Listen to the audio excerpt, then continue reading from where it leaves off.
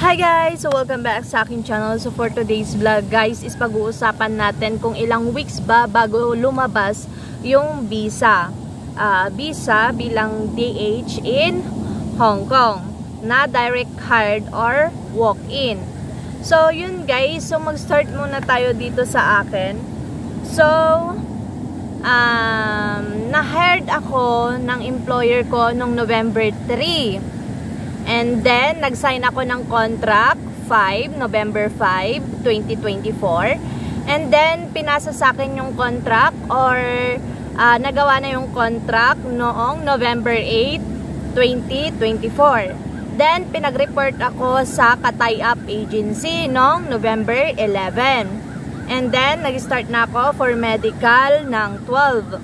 And then, 13 is my PDOS. And then 14, 15, 16 is yung aking OWA. And then test the training ko naman is November 18, 19, and 20. And then yung aking test the assessment is noong November 24. So pagkatapos nun guys is umuwi na ako dito sa province and hinintay ko na lang yung aking visa. So yung visa is dumating lang kahapon, November 10, 2024. So, yun guys. So, yung isi-share ko din sa inyo is yung mga naging experience din ng mga naging kasama ko sa training. Kung kailan sila na-hired and kailan sila nagkaroon ng visa. So, sa akin is na-hired ako nung November 3, 2024. And then, nag-sign ng contract November 8. And then, yung visa naman is dumating nung December 10. So parang 4 weeks and 4 days ako naghintay. So yung kakilala ko na nag-walk-in na hired siya nung October 1, 2024. And then nag-sign siya ng contract niya nung November 8, 2024.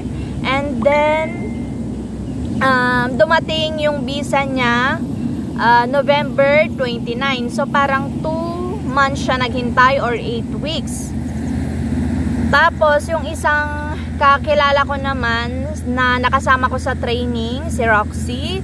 So na-hired daw siya noong October 21. And then yung nag-sign din siya ng October 21 din. And then dumating yung visa niya noong November 22. So parang 4 weeks, parang same lang kami kasi same agency lang kami. So same lang. Then yung kakilala ko naman na-hired siya noong November 3. And then dumating yung visa niya noong December 5. Yung iba naman is meron na daw yung September 21 daw sila na-hired. Then dumating na daw yung visa nila, wala pa silang OWA. So sila is yung flight na nila is sa January 11. And then yung isa naman is na-hired siya nung September 30. Then may visa na siya bago mag-OWA ng 14, 15, and 16. So flight na niya sa 12. So yan guys, so yun lang guys. Thank you for watching.